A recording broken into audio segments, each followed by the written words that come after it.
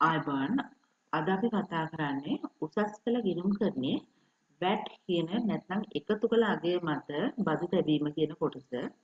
මෙතෙන්දී අපේ A level syllabus එකේදී අපි මූලිකව බලන්නේ VAT එක ආපසු යවුම් ගැනුම් සහ විකුණුම් මත. ඒතර මෙතෙන්දී අපි තව LKS 2 LKS 16 ප්‍රමිතියේදී VAT එක මූලිකව සලකා බලනවා. ඉතින් හැබැයි මූලිකවම අපි මූලික සරහන් පොත් එක තමයි VAT ගණනය කිරීම විභාගෙදී ගොඩක් කලට එන්නේ. ඒ අනුව අපි පළවෙනි අභ්‍යාසයට යනවා.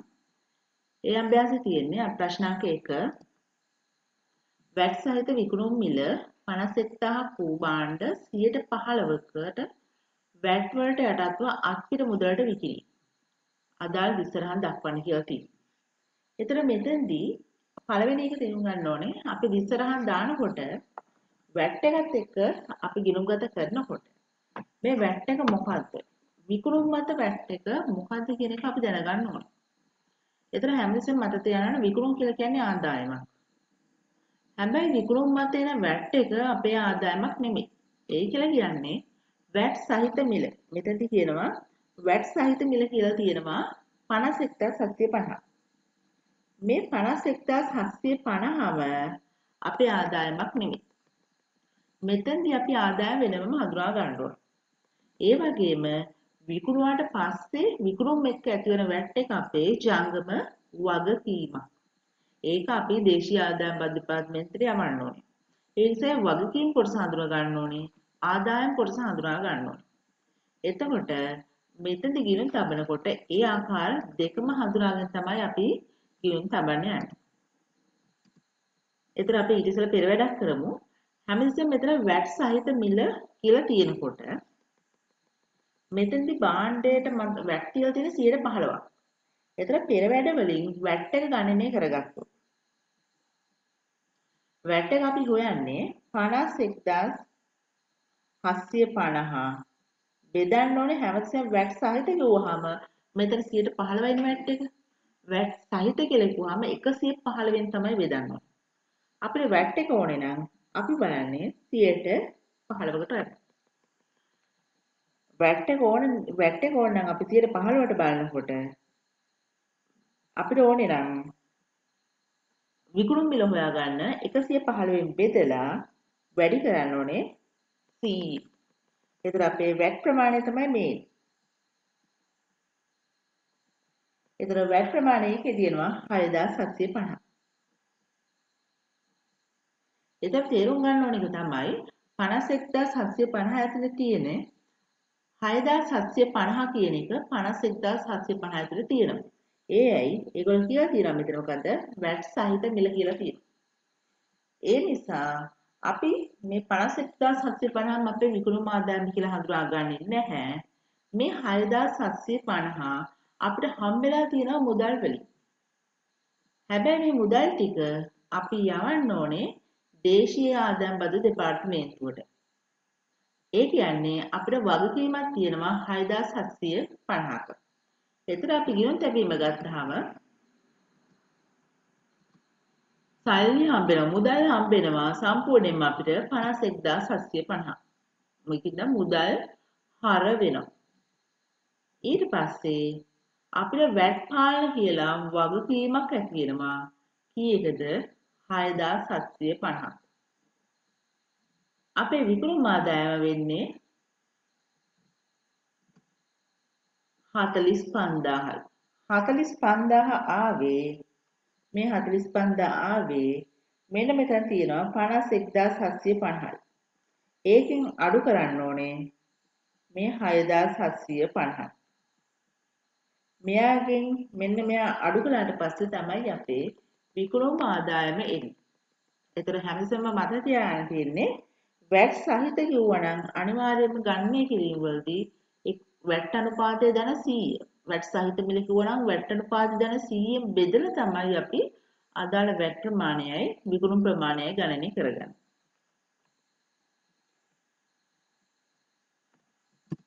ඊගාට අපි ඊළඟ අභ්‍යාසය. ප්‍රශ්නාංක 2. පිරිවැය මත 10%ක ලාභ තබා පිරිවැය 30000ක් වූ භාණ්ඩ 15%ක වැට් වලට යටත්ව අත්පිට මුදලට විකුණුවා. එතකොට මෙතනදිත් දෙන්නේ විකුණුම්. එතන හැබැයි මෙතනදී අර ගානට වැඩිය වෙනස්. ඒක ඉස්සෙල්ලා ගාන තිබුණේ වැට් සහිත. දැන් මෙතන තියෙන්නේ පිරිවැයේ ඉඳලා තමයි අපි යන්නේ.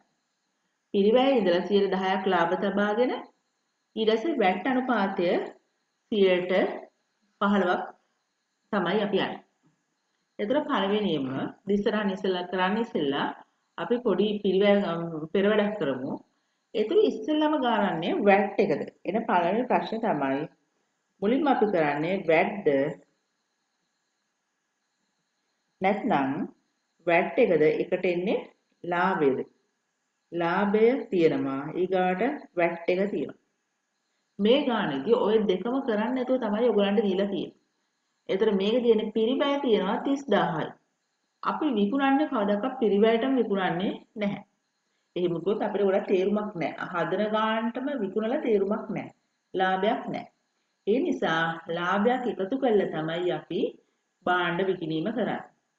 ඒතර ප්‍රශ්නයක් එනවා.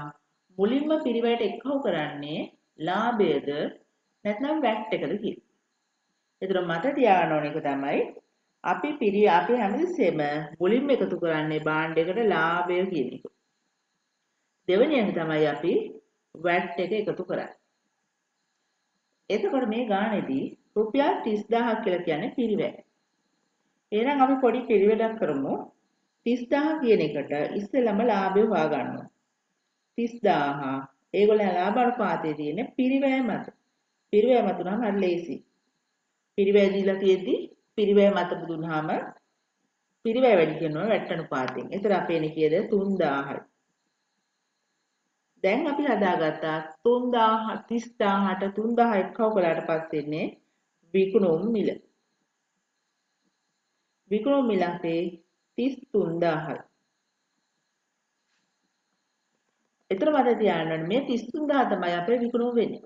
ඊට පස්සේ නිකන් විකුණන්නේ නැහැ. මේගොල්ලෝ වැට් සඳහා ලියාපදිංචි වෙලා තියෙන නිසා වැට් අනුපාතය 15%යි.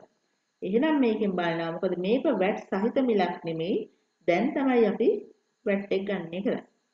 එතකොට 33000ට 15%ක් කියලා කියන්නේ 4950.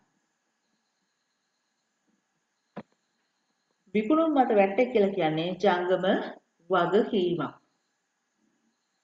අපිට 33000 කියලා කියන්නේ 33000ට විකුණුවට අපි ඇත්තටම මේකේ අපිට මුදල් හම්බෙනවා. අපේ විකුණුම් කියලා කියන්නේ 33000යි. හැබැයි අපිට මුදල් හම්බෙනවා සම්පූර්ණයෙන්ම 37000.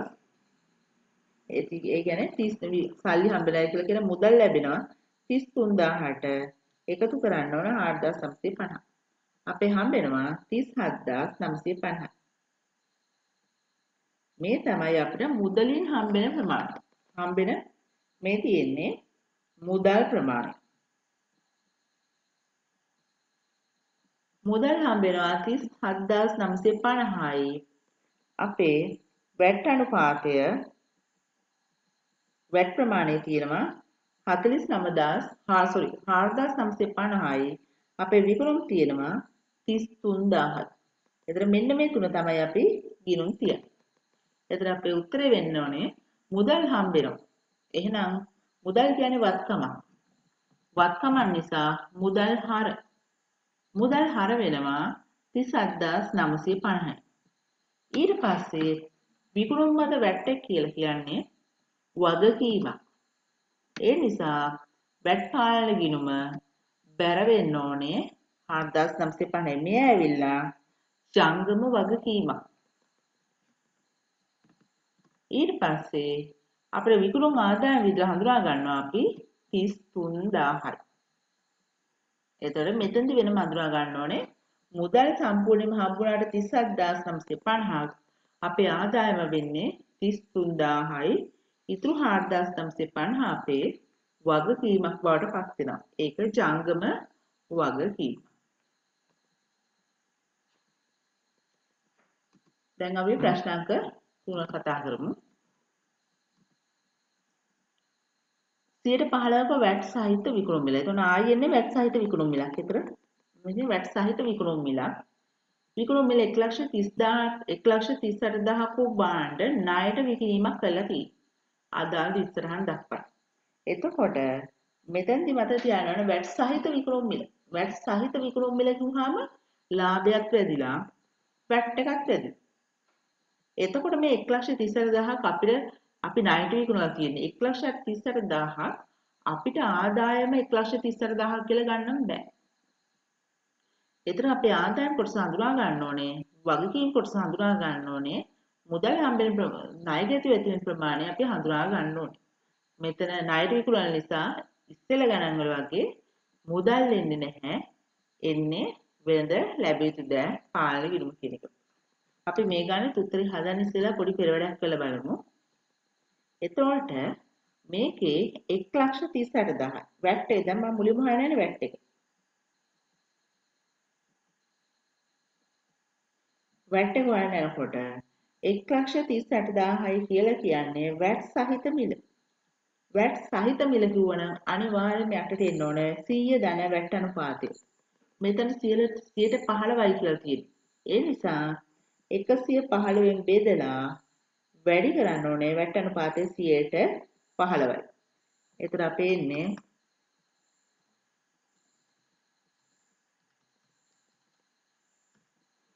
18000යි වැට් එක 18000යි. එතකොට විකුණුම් මිල 1,38,000යි නම් ඒකෙන් 18000ක් නම් වැට් එක අපේ විකුණුම් වෙන්නේ විකුණුම් සමාන වෙනවා 1,38,000න් අඩු කළා 18000. 1,38,000න් 18000 ගියාම එන්නේ කීයද 1,20,000. මේ 1,20,000 කියලා කියන්නේ විකුණුම්. මේ 18000යි කියලා කියන්නේ වැට් එක.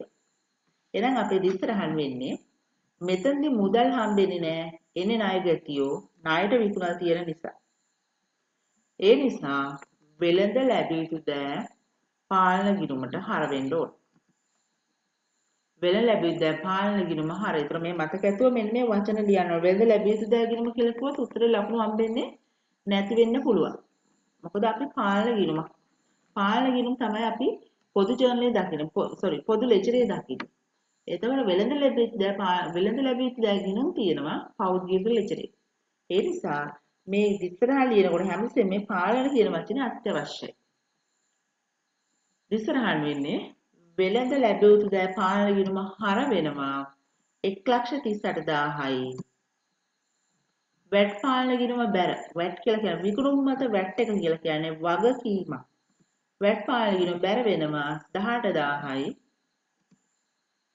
විකුණුම් ගිණුම ආදායමක් එයා බැර වෙනවා කීයද 1,20,000යි. ඒතකොට ඉස්සරහා ලියන මත තියාගන්න හර කියලා ලියන්නේ අපි හර එක්කිනාට විතරයි. බැර කියන එක්කිනාව අපි පොඩ්ඩක් එහෙන් ලියමු. එහෙම තමයි අපි බැර එක්කිනාව ඩිනෝට් කරන්නේ. ඒතකොට හර එක්කිනාට විතරයි අපි හර කියන එක යොදන්නේ. ඒතර අපි ඉස්සරහා ගොඩනගන්නේ මෙන්න මේ ආකාරයට. අපි ඊළඟ අභ්‍යාසයට යමු. ප්‍රශ්න අංක 4.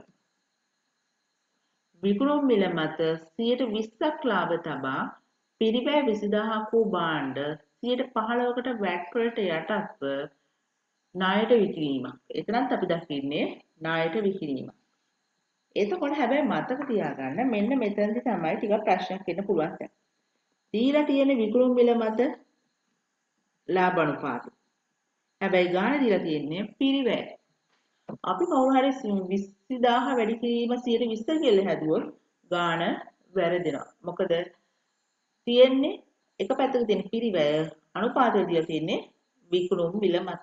ඒ වගේ වෙලාවට මේකෙදි ගොඩක් හොඳයි අපිට පොඩි පෙරවැඩක් කරන්න පුළුවන්.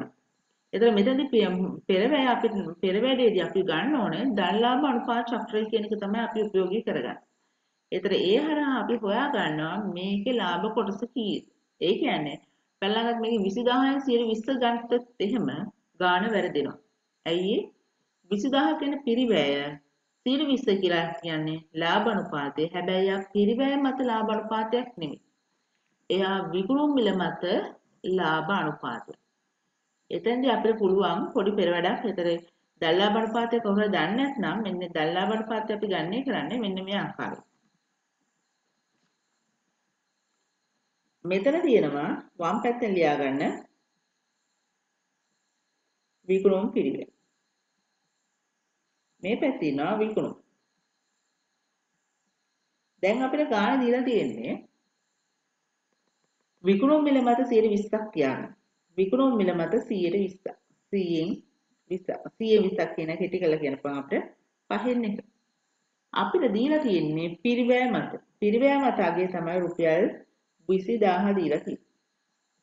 එතකොට අපිට කීයටවත් 20000න් 120ක් ගන්න බෑ. ඒ නිසා අපි කරන්නේ මොකද්ද? මේ අනුපාතය මේ පැත්තට ගේනවා. දල්ලාභ අනුපාතයේ ස්වරූපය තමයි මේ පැත්තට එනකොට මෙයා 4න් 1 බවට පත් වෙනවා. ඒ කියන්නේ ලාභය වෙනස් වෙන්නේ නැහැ. විකුණුම් මිදලා විකුණුම් පිරිවැය යනකොට 5න් 1ක් අඩු වෙනවා. මේ ඇවිල්ලා තියෙන්නේ 5න් අඩු වෙනවා මේ උඩ තියෙන එක. එතකොට ලාභ අනුපාතය හදා ගන්න පුළුවන් අපිට විකුණුම් මත අපි ගත්තොත් එහෙම 120 තියෙන එක. විකුණුම් පිරිවැය මත ඉන්නේ 125යි. 125යි තමයි අපේ ලාභ කොටස. ඒ කියන්නේ අපි 20000 වැඩි කළොත් 125යි නැත්නම් 4න් 1. එතන අපේ 125 අපි ගත්තාම අපේ කිද 5000යි එන්නේ. මේ තියෙන අපේ ලාභ කොටස. ලාභය. මේ තියෙන අපේ පිරිවැය. එහෙනම් අපේ පිරිවැයක් තියෙනවා, ලාභයක් තියෙනවා. එහෙනම් අපේ විකුණුම් මිල වෙන්නේ පිරිවැයට 20000ට එකතු කරනවා 5000යි. ඒ කියන්නේ අපේ විකුණුම් කීයද 25000යි. එතන මත දැන් මෙන්න මෙයා කරෙන් තමයි විකුණුම් මිල අපි හදාගන්නේ. එතන විකුණුම් මිල 25000යි කියලා තමයි අපි ඉස්සරහන වලට ගේන්න ඕන. දැන් විකුණුම් මිල ගෙනාවහම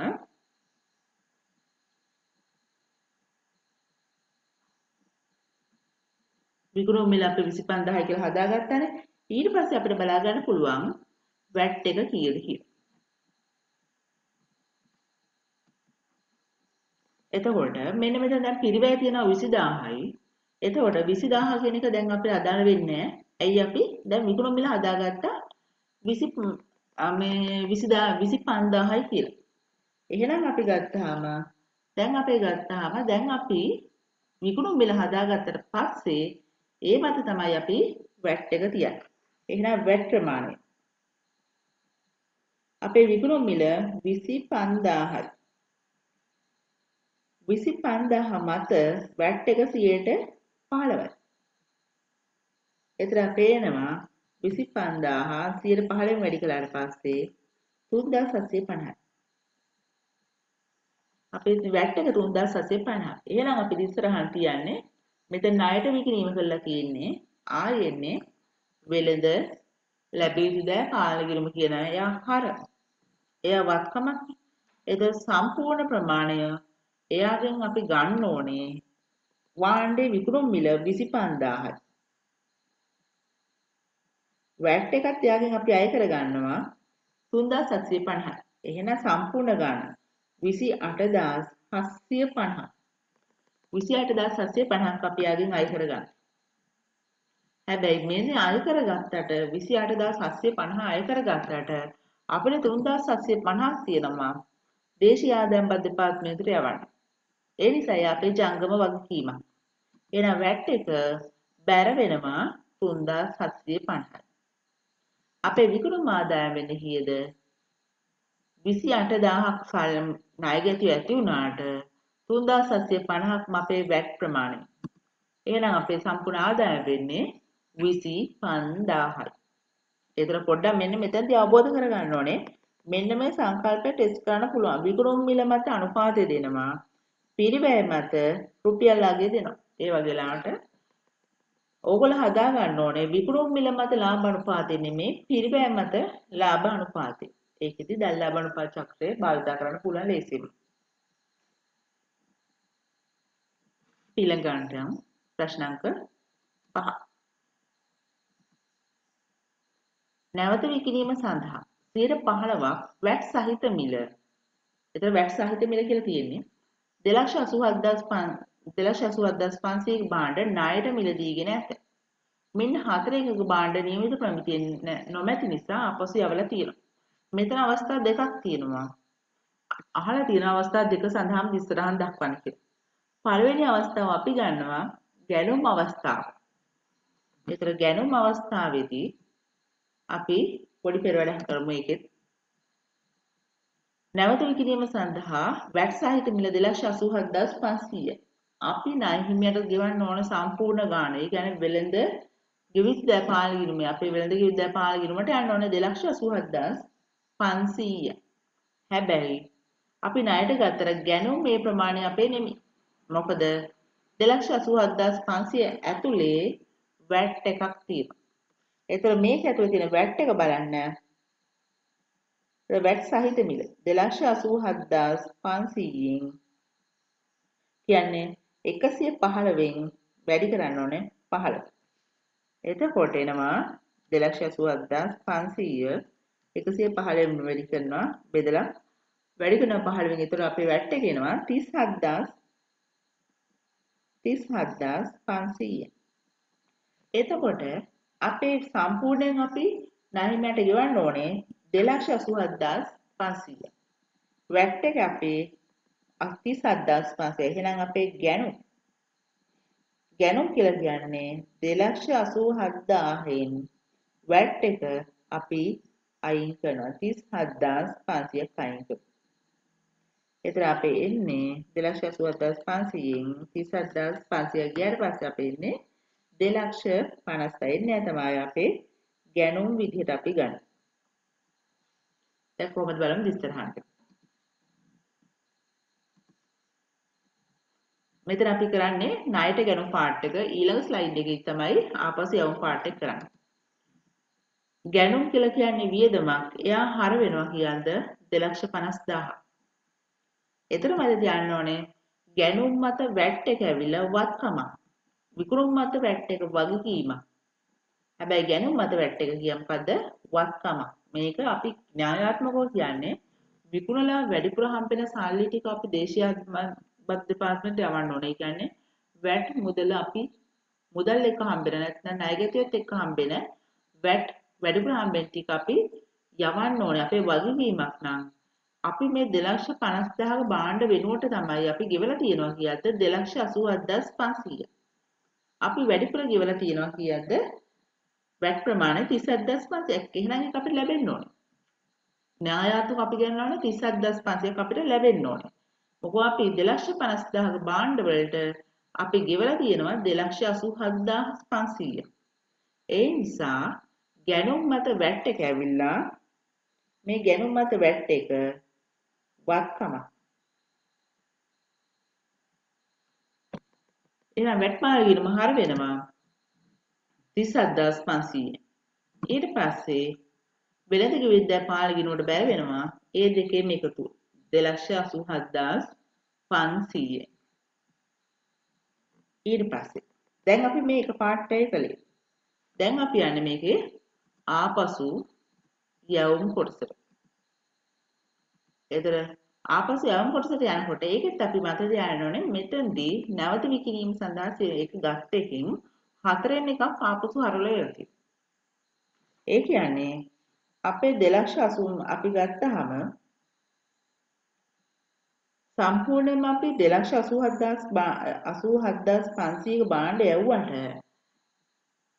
අපි ගත්තට අපි හරවලා යවලා තියෙනවා මේන් 4න් එකක්. එහෙනම් 2,87,500න් 4න් එකක් කියලා කියන්නේ 4න් බෙදුවාම එන්නේ කීයද? 71,800යි. මෙයාම 4න් බෙදන්න ඕනේ. එතකොට එනවා කියද්ද 71,875. හැබැයි මේ 71,875ම අපිට ආපසු යවුම් කියලා කියන්න බෑ. මෙයා කියනවා ආපසු යවුම් ප්‍රමාණය තියෙනවා වැට් ටික තියෙනවා. එතන ආපසු යවුම් බලන්න නම් එතන මම කියන්නේ මේ තියෙන වැට් සහිත මිල. මෙයක් වැට් සහිත. 81800 sorry 71875න් වැට් එක කීයද 115ට 15 sorry 115ට 100යි වැට් එක හදනවා නම් අපි කරන්න ඕනේ 71875න් 115න් බෙදලා වැඩි කරන්න ඕනේ 15 115න් බෙදුවේ දීලා තියෙන්නේ වැට් සහිත මිල නිසා ඒ නිසා අපි හැමතිස්සෙම පාදක කරගන්නේ 100 ධන වැට් අනුපාතය. මේ කියන්නේදී 115යි. එහෙනම් අපේ ආපසු යවු. ඒතර මත තියාගන්න ඕනේ ආපසු යවනකොට ණය හිමියෝ අඩු වෙනවා.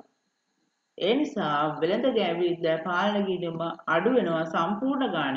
ආපසු යවන ප්‍රමාණය වැට් ප්‍රමාණය දෙකෙන්ම 71875කින් අඩු වෙනවා වෙළඳ ගැවිද්ද පාලන කිරීම. ඊට පස්සේ වැට් පාලන ගිණුම. මොකද්ද මේ වැට් පාලන ගිණුම? ගැනුම් මත වැට් එක වත්කමක් නම් ඒ ආපසු යවනකොට ඒ වත්කම අඩු වෙනවා. ඒ නිසා වැට් පාලන ගිණුම බැර වෙනවා 9750. 9750 වෙන්නේ එකේ වැට් එක 71875 බෙදන්න ඕනේ 115න් වැඩි කරන්න ඕනේ 5.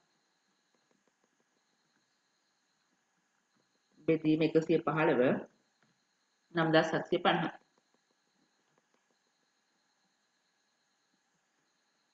ඊට පස්සේ අපේ ආපසු යවුම් කියලා කියන්නේ මෙයාගේ සංකල්පය විලාපසු යවුම් වල වියදම් කියන එක. වියදම් ආපසු යවුම් කියලා කියන්නේ වියදම් වර්ගීකරණය යනවා වියදම්.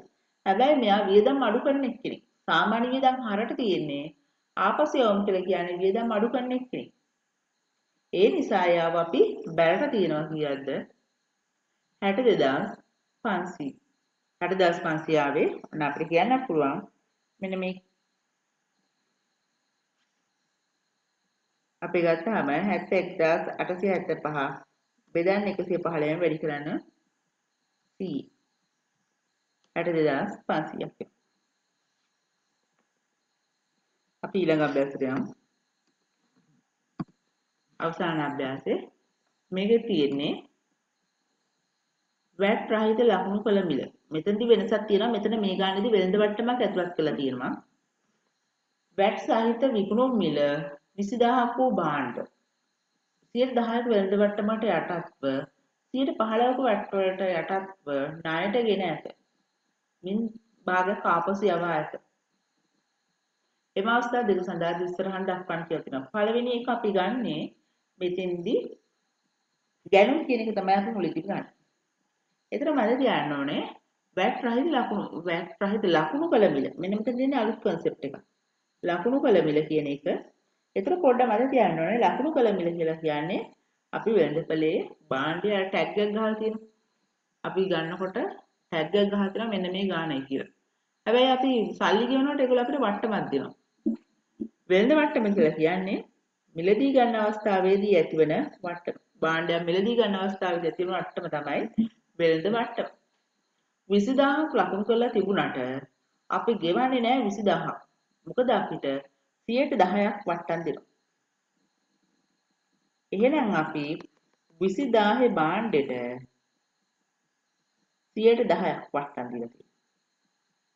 ඒ කියන්නේ අපිට වට්ටම හම්බෙලා තියෙනවා 2000ක්. ඒ වෙන විදිහට කියනවා නම් අපි 20000 භාණ්ඩෙට අපි ගෙවලා තියෙන කීයද 18000යි. අපේ ඒකට ගැනුම් විදිහට අපි ගන්නෙ 18000යි. ගැනුම් අපේ කීයද 18000යි. දැන් අර 2000 ගැන අපි කතා කරන්නේ නැහැ. එයා වෙළඳ වට්ටම. වෙළඳ වට්ටම අපි ගිණුම් කරන්නේදී ගිණුම් තැබීමක් කරන්නේ නැහැ. එයා පොත්වලට ගන්නෙත් නෑ. දැන් ගැනුම් 18000 පදනම් කරගෙන තමයි අපි ගාණේ ඉතුරු ටික හදාගෙන යන්නේ. එතකොට මේකෙන් 15%කට යටත්ව තමයි වැට් එක. එහෙනම් මේකෙන් අපි ඇවිල්ලා වැට් එක ගන්න බලන්නේ. වැට් එක අපි හදා ගන්නවා. 18000න් 100ට 15. එන්නේ 18000න් 115ක් කියලා කියන්නේ 2700. එහෙනම් වැට් එක අපේ 2700. අපේ ගැනුම් 18000යි වැට් එක 2700. දැන් බලමු කොහොමද මේකේ දිත්ත සටහන එන්නේ කියලා. මේ තින්නේ ගානේ ගැනුම් අවස්ථාව. ණයට ගන්නකොට ඇති වෙනවා ණය හිමි ඇති වෙනවා ගැනුම් ගිණුමක් ඇති වෙනවා ගැනුම් මත වැට් එක වත්කම. ගැනුම් විදිහට අපි හඳුනාගන්නේ 18 1000යි. වැට් පාලනයේ වැට් ගිණුම විදිහට හඳුනාගන්නේ අපි ගන්නේ කළා 2700යි. අපි ණයට නරන් තියන්නේ වෙළඳ විද්‍යා පාලන ගිණුම නැත්නම් ණය හිමියන්ට අපි ගන්න ඕනේ සම්පූර්ණයෙන්ම 20700ක්. 18000 ගෙවලත් මදි. අපි ගෙවනකොට වැට් එකත් එක්ක ගෙවන්න ඕනේ. ඒතර 20700ක් අපේ ප්‍රමාණය එනවා. ණය හිමියට ගෙවන එක. ඒතර මේ ගණන් වලදී අපි ඔක්කොම අපි ගණන හදනකොට උපකල්පනය කරන්න මේ ඔක්කොම අපි වැට් ලියාපදිංචි වෙලා තියෙන කියලා. වැට් ලියාපදිංචි නැත්නම් ගාන මූලිකවම කියන්න ඕනේ. දැන් මේ තියෙන ගන්න අවස්ථාව. ඒතර ඊළඟ අවස්ථාවේ තියෙනවා මේ භාගයක් ආපසු යවලා තියෙනවා. එහෙනම් කොච්චරක් ආපසු යවන්න ඕනේද? ණය හිමියන්ට ගෙවන්න ඕනේ. 20700ක් තියෙනවා. ඒකෙන් භාගයක් ආපහු යවලා තියෙනවා. ගැනුම් වලින් භාගයක් අපි යවනවා. එහෙනම් ගැනුම් වලින් භාගයක් යවනකොට අපි ගැනුම් ගිණුම බැර කරන්නේ ගත්තේ ආපසු යවනකොට අපි කියනවා ආපසු යවුම් කියලා. ඒතර අපි දෙවෙනි කොටසට ගියාම මේ තියෙන ආපසු යවුම් අවස්ථාව ආපසු යවුම් මේකෙදී ගත්තේ දැන් අපි අරගත්තා සම්පූර්ණයෙන් අපිට ගියා කියද්ද ණය හිමියන්ට අපි ගෙව්වා 20700ක් ගෙව්වා. හැබැයි මේකෙන් භාගයක්ම අපි ආපහු අරවල යනකොට ණය හිමියන්ට ගන්න ඕනේ. ණය හිමිය අඩු වෙනවා මේකෙන් භාගයක් 10350. මේ වෙළඳ ගෙවීම. පාලනය. ඊට පස්සේ වැට් එක අපි වැළුවා ඉස්සෙල්ලා 2700ක් තිබුණා වැට් එක. දැන් මේකෙන් භාගයක් කරලා තියෙනවා අපිට ලේසි ඒකෙන් දෙකෙන් පහුව ගත්තා 1350.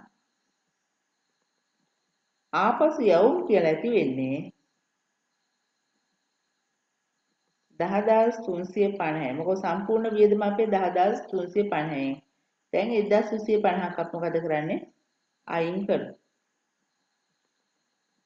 අපි ඒතර එන්නේ ආපසු යවුම් කියලා අපි හඳුනාගන්නේ 9000ක් පමණයි.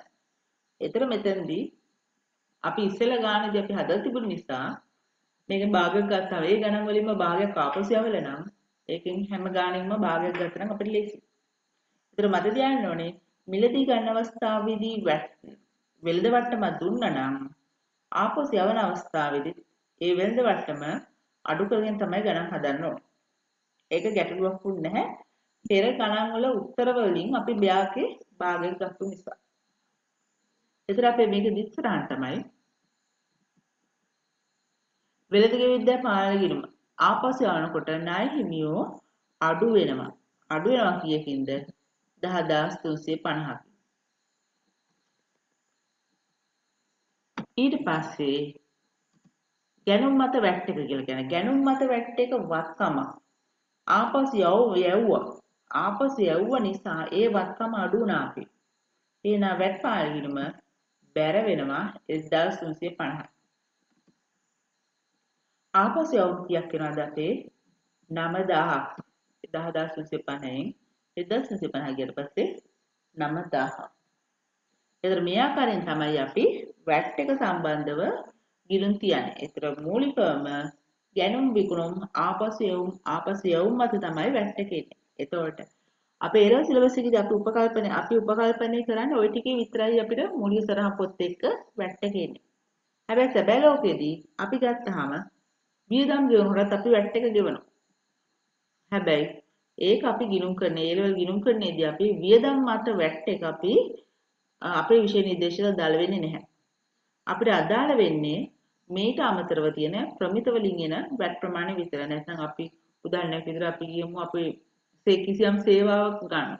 සේවාවක් මිලදී ගන්නවා. නැත්නම් අපි කියමු අපි වියදමක් ගෙවුවා. ඒ වියදම ගෙවනකොට අපි ඒක වැට් එක ගෙවන්න පුළුවන්. හැබැයි වියදම් මත වැට් එක අපි ගන්නෙ නැහැ. අපි ගන්නෙ ගැනුම් මත වැට් එක අපි ගන්නවා. අනිකුත් වියදම් මත වැට් එක ගන්න නැහැ. ආදායම් මත වැට් එක අපි අනිත් ඒවා ගන්න නැහැ. හැබැයි විකුණුම් මත අපි වැට් එක ගණන් බලනවා. ඒතර අපිට වැට් කියන එක අදාළ වෙන්නේ ඔන්න කොටස් හතරට. විකුණුම්, ගැනුම්, ආපසු ආපසු ඊට අමතරව LKS 2 යටතේත් අපි කතා කරනවා LKS 16 ප්‍රමිතිය යටතේත් අපි වැට් එක ගැන කතා කරනවා. ඒතර මේ අභ්‍යාසය මෙතනින් ඉවරයි. එතකොට වැට් සම්බන්ධ මූලික ටිකක් තමයි මෙතනදී ආවරණය කරලා තියෙන්නේ. Thank you.